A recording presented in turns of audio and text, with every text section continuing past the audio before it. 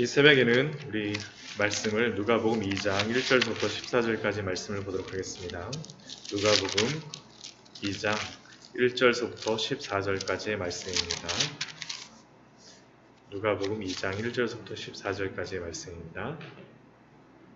한 절씩 교독하면서 같이 읽도록 하겠습니다. 누가복음 2장 1절부터 14절까지 말씀 같이 읽도록 하겠습니다.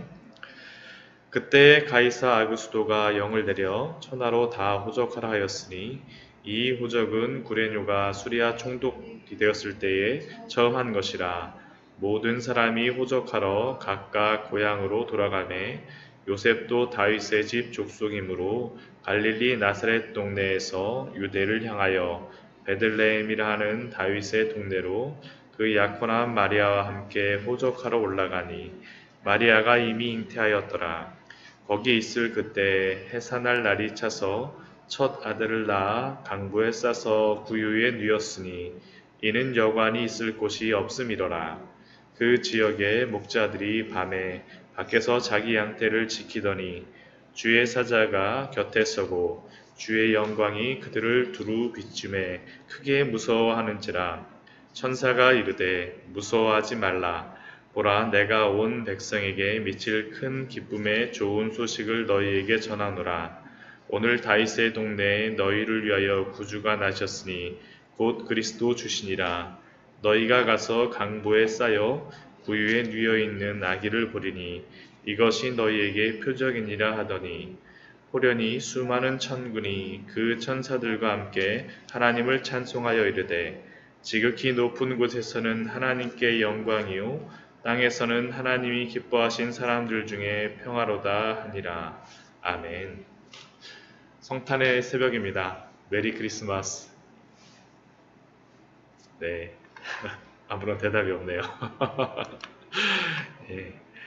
오늘 2장 누가복음 2장 1절부터 우리 14절까지의 말씀을 보았는데 이 말씀을 볼 때 먼저 우리는 이 누가복음 예수님이 태어나실 때 그러한 역사적인 배경을 알 필요가 있습니다.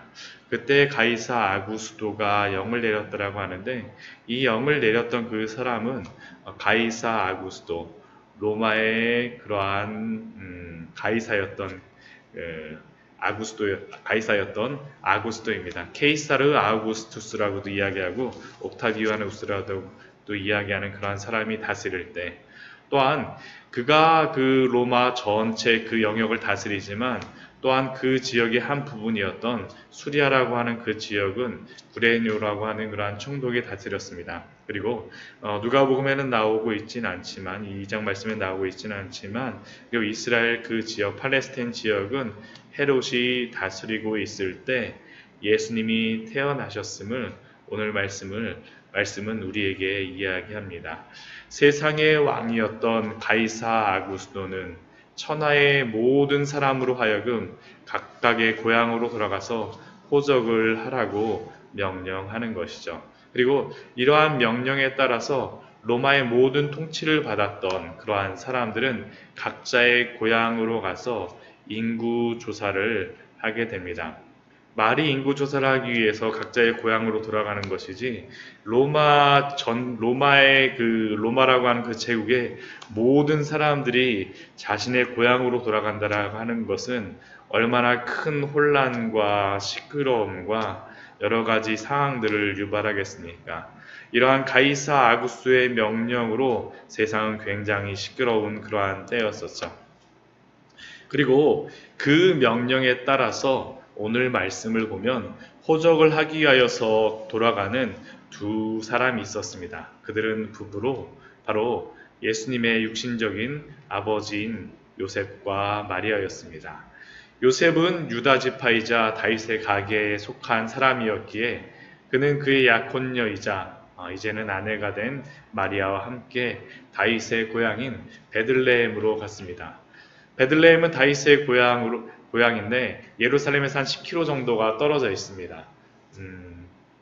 그리고 그 베들레헴에 가면 가장 유명한 장소가 몇 군데가 있는데 예수님의 탄생과 관련해서 두 군데의 장소가 유명합니다. 첫 번째는 예수님이 탄생한 것을 기념한 베들레헴 기념교회이고, 두 번째는 목자 들판교회로 모두 오늘 본문과 다 관련이 있는 그러한 장소입니다.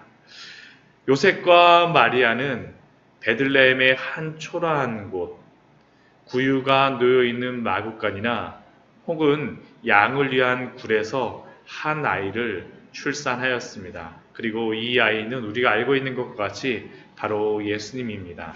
한번 상상을 해보십시오. 지금 같은 병원도 아니고 그렇다고 사람이 쉴만한 번듯한 여관도 아니고 그냥 구유가 누여있는 양의 우리가 있는 곳에서 예수님이 태어나신다는 그러한 장면은 마리아는 한 곳에서 산통으로 굉장히 고생스러워하고 이제는 첫 아이를 직접 받아야 하는 요셉의 모습은 예수님이 태어나신 그러한 장소 자체에서도 마리아와 요셉과 예수님 태어나신 그러한 모습 속에서 굉장히 여러 가지 혼란과 또한 어려움이 있었을 것입니다. 아마 그것도 굉장히 시끄럽고 번잡스러웠을 것이다라고 상상이 되어집니다. 그런데 왜 그들이 그렇게 초라하고 허름한 곳에서 아기 예수님을 낳을 수밖에 없었을까요? 7절 말씀을 보면 그 이유를 설명합니다. 이는 여관에 있을 곳이 없음이로라. 결국 세상이 예수님을 받아들이지 않았던 것이죠. 물론 마리아와 요셉을 받아들이지 않았었지만 많은 사람들이 아마 호적을 하기 위해서 베들레헴에 올라갔었기 때문에 다윗의 자손으로 올라갔었기 때문에 그 여관을 구할 수 없었기 때문에 예수님은 어느 허름한 곳에서 어쩌면 굴이었을 수 있다라고 이야기를 합니다. 목자들판 교회에 가면 굴이 많아요. 그래갖고 그곳에서 예수님이 나올 수도 있다라고 이야기를 하는데 그러한 허름한 곳에서 태어나신 예수님, 예수님께서는 태어나시는 순간부터 사람들의 냉대와 거절 속에 태어나셨음을 우리는 알 수 있죠. 그러나 세상의 참된 왕이신 그러한 예수 그리스도는 세상에 누구도 알아주지 않았지만 그러나 그분은 하나님의 그러한 말씀에 따라서 그분의 언약에 따라서 겸손하게 이 땅에 태어나셨습니다. 그리고 이런 예수님의 탄생을 축하하기 위하여서 하나님은 비록 세상에 유명한 사람들을 부르지는 않았지만 몇 명의 사람들을 불렀습니다.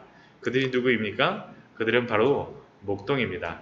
2장 8절 이후의 말씀을 보면 한 목자들이 자기의 양떼를 지키고 있었다라고 이야기를 합니다. 그런데 그렇게 그 자기의 양떼를 지키는 그런 자들이 주의 사자로부터 예수님의 태어나심에 대하여서 듣게 되어졌습니다. 왜 목자들이 천사들의 그러한 소식을 가장 처음에 듣게 되어졌을까요? 물론 여기에 대해서는 이유는 나와 있지는 않습니다. 그냥 제가 추정하는 것이에요. 아마 제 생각에는 그들이 예수님과 가장 가까이 있었던 그러한 사람일 것이기 때문에 하나님께서 그들에게 말씀하였을 것이라고 생각이 되고, 둘째는 저의 추정으로는 예수님께서는 자신을 요한복음 10장 11절 말씀에서 이렇게 말씀하세요. 나는 선한 목자라. 선한 목자는 양들을 위하여 목숨을 버리거니와. 선한 목자 되신 예수님이 한밤중에 양을 지키는 목자들에게 축하를 받는 것은 어쩌면 굉장히 어울리고 굉장히 자연스러운 모습일 것 같습니다. 그러나 그들이 이렇게 축하하러 왔지만 처음에는 갑작스러운 천사의 출현에 두려워하는 마음이 있었습니다. 그러나 그들은 이내 천사들로부터 그러한 소식을 듣자 그 두려움은 없어졌습니다. 그 천사들이 전하였던 그 소식은 무엇입니까?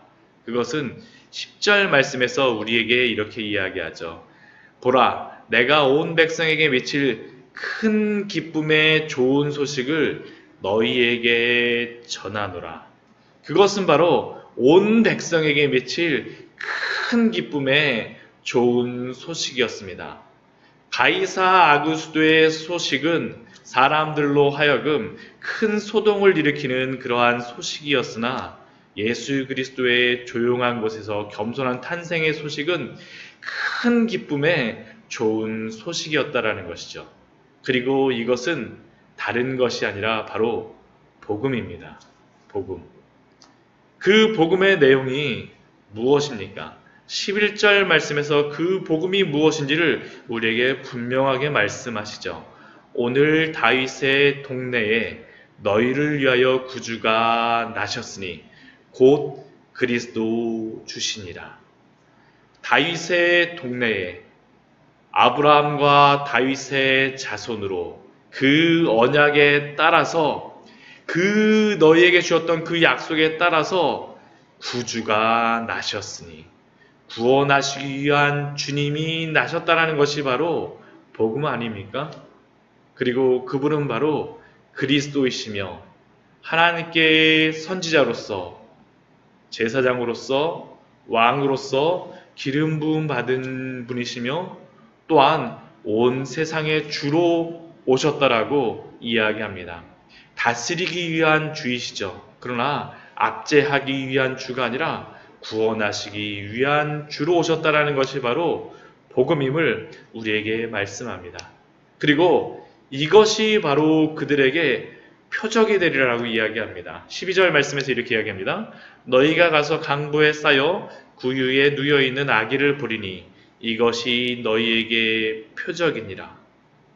누여있는 아기인 예수 그리스도가, 아기 예수가 바로 그들에게 표적이었던 거죠.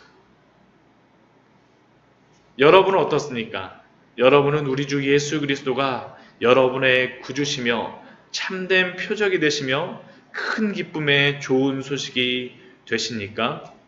목자들에게 전하였던 이 기쁨의 소식은 2000년 전 그 목자들에게만 기쁘고 복된 소식이며 2000년 전 그 시대에 살았던 그 사람들에게만, 그 온 세상에게만 기쁜 소식이 아니라, 큰 기쁨의 좋은 소식이 아니라 바로 지금 오늘 살고 있는 우리에게도 기쁘고 복된 소식인 줄 믿습니다. 여러분들도 목동들과 같이, 목자들과 같이 이 새벽에 예수 그리스도의 탄생과 그 복음의 그 기쁜 소식을 기뻐하며 즐거워하며 이 자리에 나오신 것이 아닙니까? 저는 이 기쁨을 우리가 누렸으면 좋겠습니다. 이 즐거움을 누렸으면 좋겠습니다. 오늘 하루 24일, 우리 25일 성탄절을 맞이하여서 이 기쁨을 누리시는 성도님들 되시기를 축원드립니다. 그리고 또한 이것은 단순히 목동들에게만, 온 세상에게만 기쁜 소식이 아니었습니다. 13절 말씀을 보면 이렇게 말씀하죠. 호련히 수많은 천군이 그 천사들과 함께 하나님을 찬송하여 이르되, 이 복음의 기쁜 소식은 목자들에게만 해당되는 것이 아니라, 세상에게만 해당되는 것이 아니라 수많은 천군 천사, 하늘에서도 기쁨의 제목이기도 하였음을 우리에게 알려주고 있습니다. 놀랍지 않습니까? 예수 그리스도의 나심과 그의 기쁨의 복음의 소식은 이 땅에 속한 모든 자들의 찬송이요 기쁨이며 하늘에 속한 천사들에게도 기쁨이요 찬양의 제목임을 우리에게 알려주고 있습니다. 왜 그렇습니까? 14절 말씀에서 우리에게 분명히 이렇게 이야기하죠. 지극히 높은 곳에서는 하나님께 영광이요, 그 지극히 높은 곳에서는 하나님께 영광을 돌리는 그러한 놀라운 축복의 소식이며, 땅에서는 하나님의 기뻐하신 사람들 중에 평화이기 때문입니다. 이것을 통하여서 먼저 하나님의 영광이 드러난다는 것이죠. 예수 그리스도의 나심은 하나님의 그 오랜 시간, 이 시간과 공간의 경륜과 섭리 속에서 이루신 가장 위대한 약속의 성취이기 때문입니다. 우리가 지난 2달 넘게 마태복음 1장을 통하여서 우리가 봤던 것이 무엇이었습니까? 예수 그리스도의 그러한 세계를 이루시기 위하여서 아브라함과 다윗의 자손이신 예수 그리스도가 아브라함으로부터 시작하여서 예수 그리스도에 이르기까지 그 오랜 시간 동안 하나님의 경륜과 선인 속에 이루시었음을 우리에게 알려주신 것이 아니었습니까?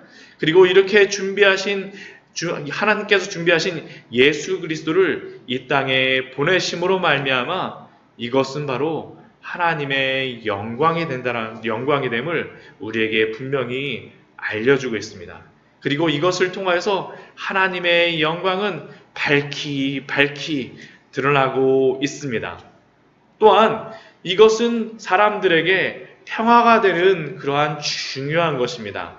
예수님이 이 땅에 왜 오셨습니까? 우리의 구주가 되시기 위하여서 오셨다라고 우리는 그 앞절에서 보지 않았습니까? 그리고 이 예수 그리스도가 구주가 된 사람들은 반드시 그 안에서 참된 평안과 평화를 누릴 수 있습니다. 오늘 말씀이 그것을 약속하고 있지 않습니까? 하나님이 기뻐하신 사람들 중에 평화로다. 그의 구원 안에 있는 자들, 예수 그리스도 안에 있는 자들은 참된 평안과 평화를 누릴 수 있음을 우리에게 알려주고 있습니다. 세상이 많은 것을 주어서가 아니라, 세상으로 많은 것들로 만족되어서가 아니라, 우리의 헛되고 공허한 것은 오직 예수 그리스도로만 채워질 수 있기 때문입니다. 그리고 우리가 예수 그리스도께 돌아갈 때 우리는 참된 만족과 평화를 얻을 수 있습니다. 말씀을 정리하도록 하겠습니다. 오늘날 이 시대도 참으로 시끄러운 시대입니다. 가이사 아구스도와 같이, 그리고 또한 수리아의 총독이었던 구레뇨와 같이, 헤롯과 같이 많은 위정자들과 정치인, 경제인들은 자신들을 뽐내며 자랑하며 많은 이야기를 하고 많은 소식을 생산하고 있습니다. 그러나 명심하십시오. 우리의 참된 평화는, 참된 기쁜 소식은 2000년 전이나 오늘이나 오직 예수 그리스도 안에만 있습니다. 성탄의 새벽, 그 기쁨을 누리기 위하여서 예수 그리스도의 탄생의 장소를 찾았던 그 목자들처럼 예수 그리스도 안에서 참된 평안과 만족을 누리시는 우리 성도님들 되시기를 축원드립니다. 같이 기도하도록 하겠습니다. 우리